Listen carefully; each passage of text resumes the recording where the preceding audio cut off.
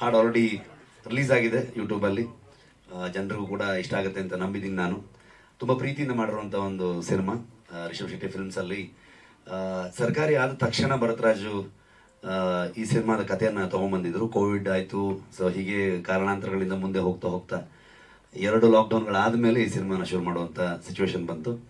ಈಗ ಸಂಪೂರ್ಣವಾಗಿ post production ಕೂಡ ಕಂಪ್ಲೀಟ್ ಮಾಡಿಕೊಂಡು ರಿಲೀಸ್ ಹಂತಕ್ಕೆ ಬಂದಿದ್ದೀವಿ.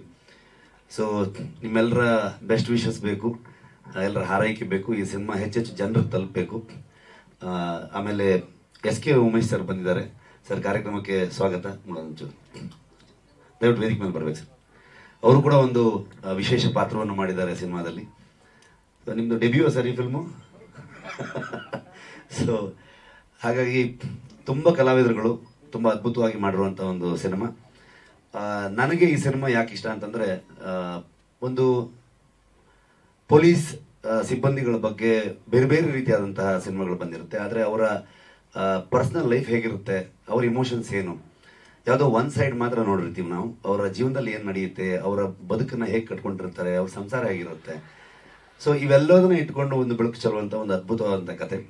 ಸೊ ಅಂಥ ಕಥೆನ ಅವ್ರು ತಂದಾಗ ನನಗೆ ಭಾಳ ಇಷ್ಟ ಆಯಿತು. ಆ್ಯಂಡ್ ಈ ಪಾತ್ರಕ್ಕೆ ಪ್ರಮೋದ್ ಅವರು ತುಂಬ ಅದ್ಭುತವಾಗಿ ಸೂಟ್ ಆಗ್ತಾರೆ ಅಂತ ಅನಿಸ್ತು.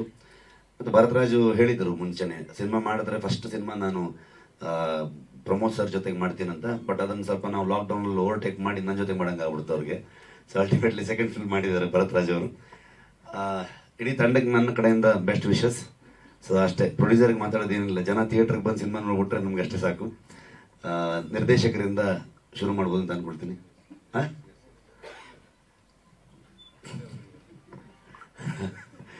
ಹೌದು.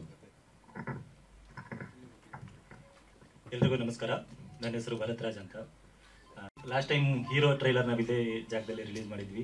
ಅವತ್ತು ಇದೇ ಥರ ತುಂಬ ಟೆನ್ಷನ್ ಆಗಿತ್ತು. ನಾನು ಆ್ಯಕ್ಚುಲಿ 2 ಲೈನ್ ಮಾತಾಡ್ಬಿಟ್ಟು ಥ್ಯಾಂಕ್ ಯು ಅಂತ ಹೇಳಿ ಇಟ್ಬಿಟ್ಟಿದ್ದೆ. ಇವತ್ತು ಸ್ವಲ್ಪ 4 ಲೈನ್ ಆದರೂ ಮಾತಾಡಿ ಟ್ರೈ ಮಾಡ್ತೀನಿ. ನನಗೆ ಇಷ್ಟು ಜನ ಒಂದ್ಸರಿ ನೋಡ್ಕೊಳ್ಳೋ ಸ್ವಲ್ಪ ಭಯ ಆಗುತ್ತೆ ನನಗೆ ಅಷ್ಟೇ ಅಂದ್ಬಿಟ್ರೆ. ಸೊ ಲಾಫಿಂಗ್ ಬುದ್ಧ ನಾವು ಕಳೆದ ವರ್ಷ ಮಾರ್ಚಲ್ಲಿ ನಾವು ಶೂಟಿಂಗ್ ಶುರು ಮಾಡಿ 3 ಹಂತದ ಸ್ಕೆಡ್ಯೂಲಲ್ಲಿ ನಾವು ಜುಲೈ ಹಾಗೆ ಮುಗಿಸಿದ್ವಿ. ಲಾಸ್ಟ್ ಇಯರ್ ನಾವು ಒಂದು 44 ಡೇಸ್ ನಾವು ಶೂಟ್ ಮಾಡಿದ್ದೀವಿ. ಭದ್ರಾವತಿ, ಸಾಗರ ಮತ್ತು ಕಾರ್ಗಲ್, ಜೋಗದ ಹತ್ರ ಕಾರ್ಗಲ್ ಮತ್ತು ಬ್ಯಾಂಗ್ಳೂರಲ್ಲಿ ನಾವು ಒಂದು 3-4 ದಿನ ಶೂಟ್ ಮಾಡಿದ್ವಿ. ಈ ಸಿನಿಮಾಕ್ಕೆ ಮ್ಯೂಸಿಕ್ ಮಾಡಿದ್ದು ವಿಷ್ಣು ವಿಜಯ್ ಅಂತ, ಮಲಯಾಳಂ ಮ್ಯೂಸಿಕ್ ಡೈರೆಕ್ಟರ್ ಅವರು. ತುಂಬ ದೊಡ್ಡ ಹೆಸರು ಮಾಡಿದ್ದಾರೆ ಅಲ್ಲಿ. ಈ ವರ್ಷನೇ ತುಂಬ ದೊಡ್ಡ ಹಿಟ್ ಆದಂಥ ಪ್ರೇಮಲು ಅನ್ನೋ ಒಂದು ಮ್ಯೂಸಿಕ್ ಸಿನಿಮಾಕ್ಕೆ ಮ್ಯೂಸಿಕ್ ಮಾಡಿದಂಥ ವಿಷ್ಣು ವಿಜಯ್ ಅವರು. ಆ್ಯಂಡ್ ನನಗೆ ಸಿನಿಮಾಟೋಗ್ರಫರ್ ಆಗಿ ಚಂದ್ರಶೇಖರ್ ಅವರು, ನಾನು ಚಂದ್ರಣ್ಣ ಅಂತ ಕರಿತೀನಿ. ಅವರು ಆ್ಯಕ್ಚುಲಿ ಅವರು ಹೀರೋ ಯಾವುದು ಸರ್ಕಾರಿ ಮಾಡ್ಬೇಕಾದ್ರೆ ನಾನು ಅಸೋಸಿಯೇಟ್ ಆಗಿದ್ದರೆ, ಅವರು ಆ ಸಿನಿಮಾಗೆ ವೆಂಕಟೇಶ್ ಅಂಗರಾಜ್ ಅವರು DOP, ಅವ್ರಿಗೆ ಅಸೋಸಿಯೇಟ್ ಆಗಿದ್ರು. ಆ್ಯಂಡ್ ನಾವಿಬ್ಬರು ಸೇರಿಬಿಟ್ಟು ಒಂದು ಸಿನಿಮಾ ಮಾಡೋವಾಗಿದೆ. ಆ್ಯಂಡ್ ಅವರು ಈ ಸಿನಿಮಾಗೆ ತುಂಬ ದೊಡ್ಡ ವಿಜುವಲ್ ಲ್ಯಾಂಗ್ವೇಜ್ ಅಂತ ತಂದುಕೊಟ್ಟಿದ್ದಾರೆ. ಆ್ಯಂಡ್ ಅವ್ರ ಪಾತ್ರ ನಿಮಗೆ ಚೆನ್ನಾಗಿ ಗೊತ್ತಾಗುತ್ತೆ ಸಿನಿಮಾ ನೋಡಿದ್ರೆ. ಆ್ಯಂಡ್ ಇದು ತುಂಬ ನಾನು ಇನ್ನು ನೆಕ್ಸ್ಟ್ ಪ್ರಮೋದ್ ಸರ್. ಹಾಂ, ಹೌದು ಸರ್, ಹೌದು.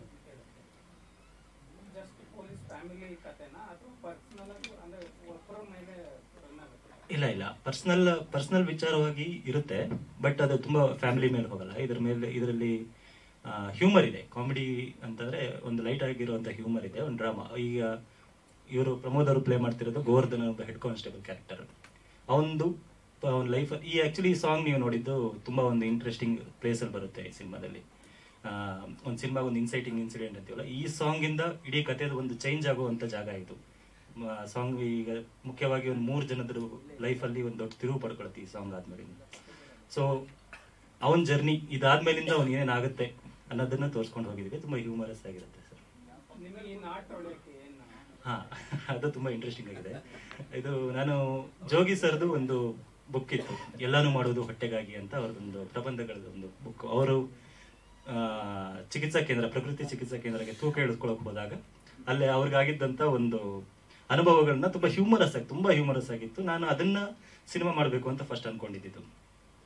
ಅದ್ರ ಒಂದು ಲೊಕೇಶನ್ ಅಲ್ಲಿ ಒಬ್ಬ ದಡುತಿ ವ್ಯಕ್ತಿ ಹೋಗಿ ಅವ್ನು ತೂಕ ಇಳಿಸ್ಕೊಳಕ್ ಹೋದಾಗ ಆಗುವಂತ ಒಂದು ಅವನಿಗೆ ಆಗುವಂತ ಪೇಚುಗಳನ್ನೆಲ್ಲ ಒಂದು ಸಿನಿಮಾ ಮಾಡಬೇಕು ಅಂತ. ಅದಕ್ಕೆ ಪ್ರಮೋದ್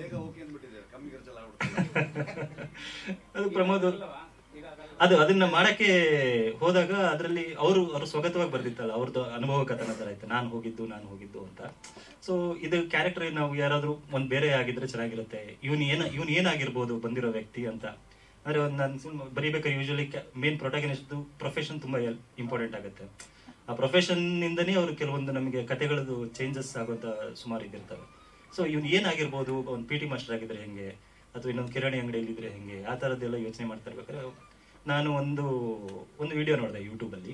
ಅದು ಹಿಮಾಚಲ್ ಪ್ರದೇಶ್ ಅಲ್ಲಿ ನಡೆದಿರುವಂತ ಒಂದು ಘಟನೆ. ಅದು ಒಬ್ಬ ಅಲ್ಲಿರೋ ಒಬ್ರು SP ಬಂದು ಪೊಲೀಸ್ಗಳದೆಲ್ಲ ಕರೆದ್ಬಿಟ್ಟು ಅವ್ರು ವೇಟ್ ಚೆಕಿಂಗ್ ಮಾಡಿ ಆಗಿರುವಂತ ಒಂದು ಘಟನೆ. ಅದು ಲೈವ್ ನ್ಯೂಸ್ ಅಲ್ಲೆಲ್ಲ ಬಂದಿತ್ತು, ಮೀಡಿಯಾಲೆಲ್ಲ ತುಂಬಾ ಕವರೇಜ್ ಆಗಿತ್ತು.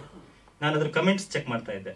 ಅದನ್ನ ನೋಡ್ಬೇಕಾದ್ರೆ ಕಮೆಂಟ್ಸ್ ಅಲ್ಲೆಲ್ಲ ತುಂಬಾ ಕೆಟ್ಟದಾಗ ಹಾಕಿರು, ಇವರು ಪೊಲೀಸರೆಲ್ಲ ಇವ್ರು ಹಿಂಗೆ ಆಗ್ಬೇಕು, ಹಂಗಾಗಬೇಕು, ಹಿಂಗಿರ್ಬೇಕು, ಅದಿರ್ಬೇಕು. ಅದ್ ನನ್ಗೆ ನೋಡ್ತಾ ಇರ್ಬೇಕಾದ್ರೆ ತುಂಬಾ ಒಂಥರ, ಅಂದ್ರೆ ಆ ವ್ಯಕ್ತಿ ತುಂಬಾ ಅಳ್ತಾ ಇದ್ದ. ಅಲ್ಲಿನೂ ಒಬ್ಬ ಕಾನ್ಸ್ಟೇಬಲ್ ಅವ್ರ SP ತುಂಬಾ ಬೈದ್ಬಿಟ್ಟು, ಏನ್ರಿ ನೀವು ನೋಡ್ಕೊಳಕ್ ಆಗಲ್ವಾ ನಿಮಗೆ ಹಾಗೆ ಹೀಗೆ ಅಂತ. ಅವ್ನು ತುಂಬಾ ಕಣ್ಣಲ್ಲೆಲ್ಲ ನೀರ್ ಹಾಕ್ಬಿಟ್ಟು ತುಂಬಾ ಎಮೋಷನಲ್ ಆಗ್ಬಿಟ್ಟಿದ್ರು ಆ ಕಾನ್ಸ್ಟೇಬಲ್. ಅದ್ರಲ್ಲಿ ನಾನು ಅನ್ಕೊಂಡೆ, ಇವನು ಇವತ್ತು ವಾಪಸ್ ಮನೆಗೆ ಹೋದ್ರೆ ಅವ್ನ ಮನೇಲಿ ಪರಿಸ್ಥಿತಿ ಹೇಗಿರ್ಬೋದು, ಅಂದ್ರೆ ಅವಾಗ ಅವ್ನ ಮನೇಲಿ ಯಾರಿರ್ತಾರೆ, ಏನಿರ್ಬೋದು, ಇವನ್ ಮುಂಚೆ ಹೇಗಿರ್ಬೋದು ಹಾಗಾದ್ರೆ ಸ್ಟೇಷನ್ ಅಲ್ಲಿ. ಸೊ ಈ ರೀತಿ ಬ್ಯಾಕ್ ಟ್ರ್ಯಾಕ್ ಮಾಡ್ಕೊಂಡು ಹೋದೆ ಕಥೆನ. ಬ್ಯಾಕ್ ಟ್ರ್ಯಾಕ್ ಮಾಡ್ಕೊಂಡು ಹೋದಾಗ ಈ ಸಿನಿಮಾ ಸಿಕ್ಕಿದ್ದ. ಅವಾಗ ಆ ಕತೆ ಅಲ್ಲಿಗೆ ಮುಗೀತು. ನೀವು ಸಿನಿಮಾ ಆಗಿಲ್ಲ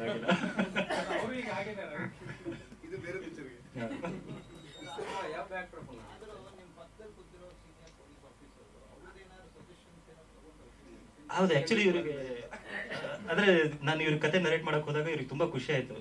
ನಮ್ಮ ಇಷ್ಟೆಲ್ಲ ಪೊಲೀಸ್ ಡಿಪಾರ್ಟ್ಮೆಂಟ್ ಬಗ್ಗೆ ಇಷ್ಟೆಲ್ಲ ರಿಸರ್ಚ್ ಮಾಡಿ ಒಂದ್ ಸಿನಿಮಾ ಮಾಡಿದಿರಲ್ರಿ, ಪರವಾಗಿಲ್ಲ. ಆಕ್ಚುಲಿ ಎಸ್ಪೆಷಲಿ ಈ ಸಾಂಗ್ ತುಂಬಾ ಅವ್ರಿಗೆ ಇಷ್ಟ ಆಗಿದ್ದಂತ ಸಿಚುವೇಶನ್. ಅಂಡ್ ಅವರು ತುಂಬಾ ಹೇಳಿದ್ರು ಆಕ್ಚುಲಿ ನನ್ಗೆ ಈ ತರ ಇರುತ್ತೆ ಈ ತರ.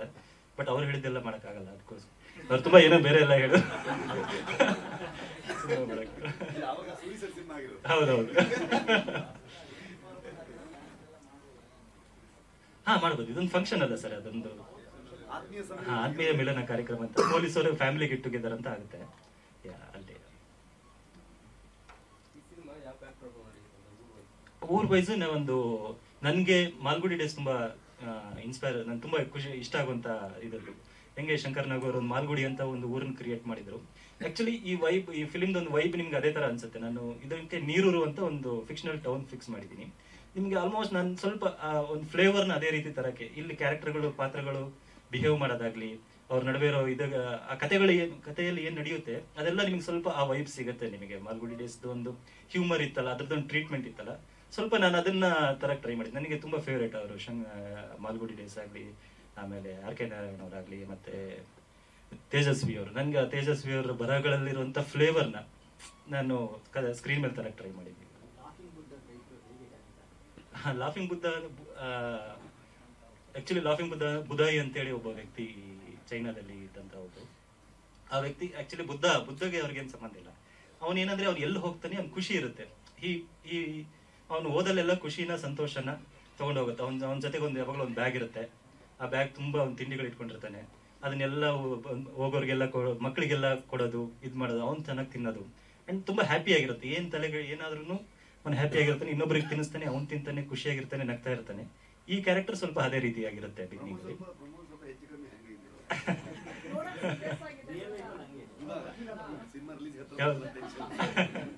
ಅಂಡ್ ಅದು ಸಿನಿಮಾಗೂ ಒಂದು ಲಾಫಿಂಗ್ ಬುದ್ಧ ಅಂದ್ರೆ ಈಗ ಇನ್ನೊಂದು ಅರ್ಥದಲ್ಲಿ ಲಾಫಿಂಗ್ ಬುದ್ಧ ಇನ್ನೊಂದು ನಂಬಿಕೆ ಏನಂದ್ರೆ ಎಲ್ಲಿಟ್ರೆ ಅಲ್ಲಿ ಖುಷಿ ಇರುತ್ತೆ, ಮನೇಲಿ ಇಟ್ಕೊಂಡ್ರೆ ನೆಮ್ಮದಿ ಆಗಿರುತ್ತೆ, ಲಕ್ಕು ಒಂದು ಹ್ಯಾಪಿನೆಸ್, ಒಂದ್ ನೆಮ್ಮದಿ, ಮನಸ್ಸಿಗೆ ಒಂದು ನೆಮ್ಮದಿ ಇರುತ್ತೆ ಅಂತ. ಈ ಸಿನಿಮಾ ನೋಡಿದ ಮೇಲೆ ಎಲ್ಲರಿಗೂ ಅದೇ ಅನುಭವ ಆಗ್ಲಿ ಅನ್ನೋ ಒಂದು ಉದ್ದೇಶದಿಂದ ದೇ ಫೀಲ್ ರಿಲ್ಯಾಕ್ಸ್ಡ್, ಒಂದು ಖುಷಿಯಾಗಿ ಮನಸ್ಸಿಗೆ ಒಂದು ಇದಾಗ್ಲಿ ಅನ್ನೋ ಫೀಲ್ ಅಲ್ಲಿ ಬರುತ್ತೆ.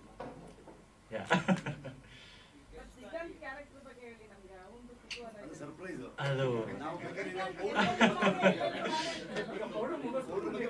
ನಾವು ತುಂಬಾ ಇಷ್ಟು ದಿನದಿಂದ ನಾವು ಹೈಡ್ ಮಾಡ್ತೀವಿ.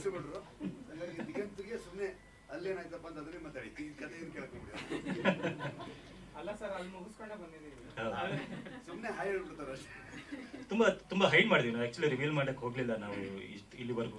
ನನ್ನ ಉದ್ದೇಶ ಏನಿತ್ತು ಅಂದ್ರೆ ಡೈರೆಕ್ಟ್ ಸಿನಿಮಾ ಥಿಯೇಟರ್ ಅಲ್ಲೇ ಬಂದು ಜನ ನೋಡ್ಲಿ, ಅವಾಗ ಅದ್ರ ಒಂದು ಕಿಕ್ ಬೇರೆ ರೀತಿಯಲ್ಲಿ ಇರುತ್ತೆ ಅಂತ ನಾನು ಬಹಳ ರಿಷಬ್ ಶೆಟ್ಟಿ ಮಾಡ ಅಂತ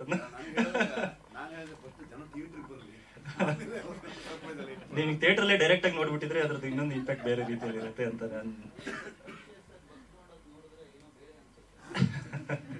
ಹೌದು ಹೌದು ಹೌದು ತುಂಬಾ ಇಂಟ್ರೆಸ್ಟಿಂಗ್ ಆಗಿದೆ ಸರ್. ಆಕ್ಚುಲಿ ನಿಮ್ನ ಅದು ತುಂಬಾ ಅದ್ರ ರಿವೀಲ್ ಮಾಡದೆ ನೀವು ಡೈರೆಕ್ಟ್ ಆಗಿ ನೋಡಿದ್ರೆ ಅದ್ರದ್ದೊಂದು ಮಜಾ ಇದೆ ಆಕ್ಚುಲಿ. ಇದು ಒಂದು ಹೊಸ ರಿವೀಲ್, ಹೊಸ ರಿವೀಲ್. ನಾವು ಆಕ್ಚುಲಿ ರಿಷಬ್ ಅವ್ರ ಬರ್ಡೇ ದಿನ ಮೊನ್ನೆ ಇವ್ರಿಗೆ ಲುಕ್ ಟೆಸ್ಟ್ ಮಾಡಿದ್ದು ಒಂದು ಫೋಟೋ ಬಿಟ್ಟಿದ್ವಿ, ಇವ್ರಿಗೊಂದು ಹಣೆಗೊಂದು ಈ ಆಟದಲ್ಲಿ ನಾನಿಲ್ಲ ಅಂತ. ಸೊ ಸಣ್ಣದಾಗ ಒಂದು